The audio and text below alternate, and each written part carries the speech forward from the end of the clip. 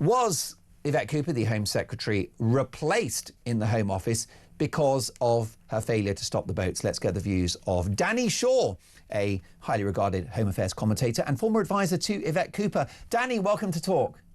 Hi, Mark. Good afternoon. Really good to have you on the show. It's hardly a vote of confidence for Yvette Cooper to be moved on to the Home Office, wouldn't you say?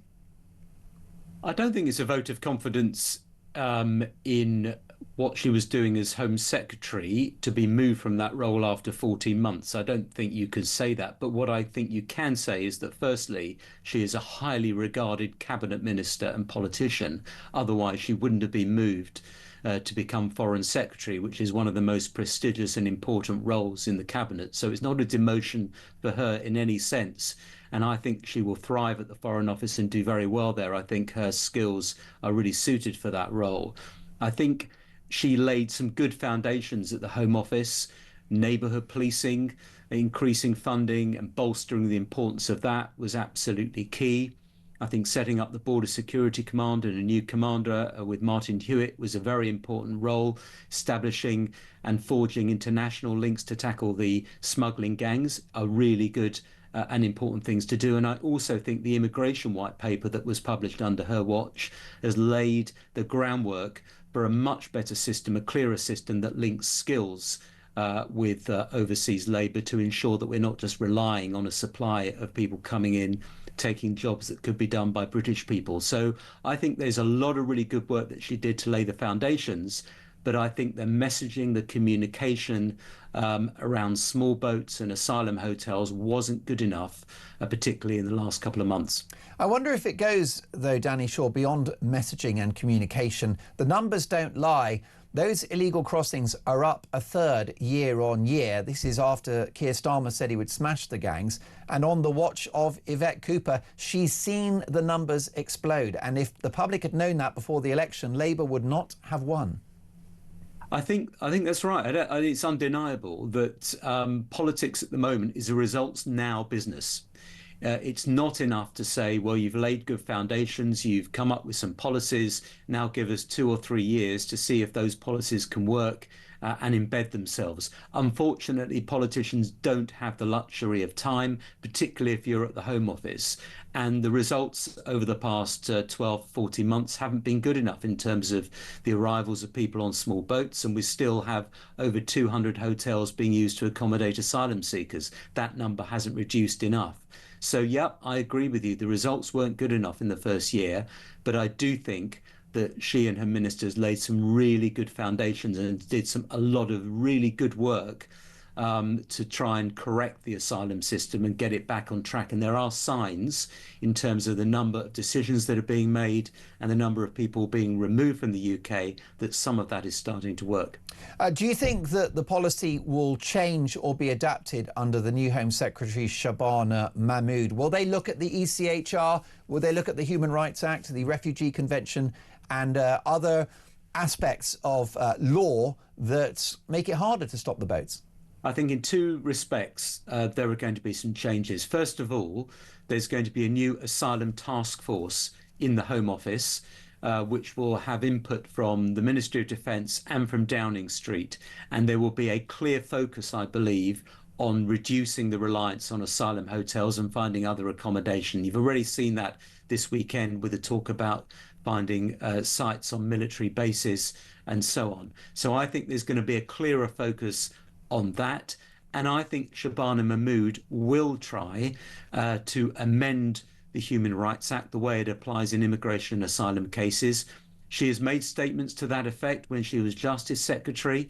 There's a review due to report shortly around the use of Article 8. That's the right to privacy and family life. And how that's interpreted by the courts. So I think you will see a tougher line taken by Shabana Mahmood on that front as well. So those will be two differences. And I also expect that the communication will be sharper and swifter from Shabana Mahmood and also her ministers. There are 3 new ministers in the department in the Home Office, 2 of them in particular, Alex Norris and Mike Tapp, who are young, energetic, and I think will hopefully try and get the government's message across more effectively than before. The vast majority of my listeners and viewers are deeply concerned about these illegal migrant crossings, not because they're racist or far right. Many of them are disgruntled Labour voters, Danny. They're across the political spectrum now. The majority of the public consider the illegal crossings to be wrong. It's an economic, humanitarian and national security disaster. And what do you think a good result looks like by the time of the next election in terms of numbers crossing the channel? Well, firstly, just if I came on asylum hotels, the government's pledged that it will end the use of asylum hotels by the next election in 2029. So, they have to have no asylum hotels in existence by then. Otherwise, they won't have fulfilled that promise. I mean, if there are 10 or 20, then they've almost got there. But it's got to be about 300 zero at the or moment, very close to zero. About 300 at the moment, is that right? 200 or 300? 200. 200. Over 200. Right. In terms of, and that should be achievable, and they have to show those results month by month, that the numbers are coming down month by month. If they can show progress on that, I think people will give them some time. In terms of asylum crossings, look, I think the number has to be reduced substantially. I can't put a figure on it, but what it can't be is the number that we've got now. It's about what the public would swallow, isn't it, Danny? Yeah. And I think if the it was public a few thousand a year? I think the public would accept substantially less than now.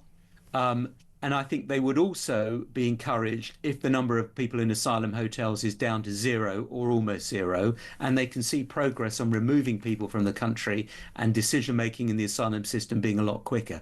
If they can see progress on all of those fronts, tangible progress, then I think they'd be more willing to accept, small thousands coming across on the channel in small boats. That's my view.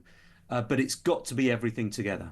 Before I let you go, Danny, thank you for your time. A judge has sparked fury after wishing a 7/7 kingpin all the best as he prepares to walk free despite fears that he's still a threat. Haroon Aswat was one of the masterminds behind the 7/7 bombings, set for release in Yorkshire despite police fears that he remains a security threat. The judge, Sir Robert J, said all the best during a High Court hearing as Aswat exited the court. This is a guy that trained in al-Qaeda camps and aided Abu Hamza and was jailed in America for serious terror offences. Your reaction?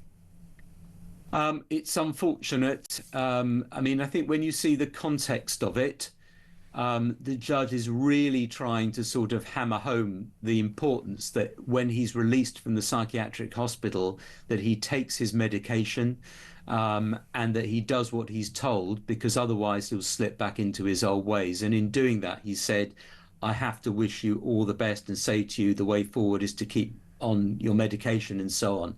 So it's slightly out of context, but probably not the best thing to say someone with does it not demonstrate how out of touch these figures in the judiciary are, given the fact that people died in 7/7? It was an appalling terror attack on the country. I'm sure the judge is well aware. These folks live in an ivory tower and they live in a bubble. All the best. I think my view about judges, and I've sat through many hundreds of court cases, is that they have actually got a better grip on what's going on in the facts of cases than most of us. But sometimes they do say things that can be misconstrued and misinterpreted, and this was probably one of those occasions. Danny, what a delight to have you on the show. Look forward to catching up again in the near future. My thanks to Danny Shaw, Home Affairs commentator and former advisor to the outgoing Home Secretary Yvette Cooper.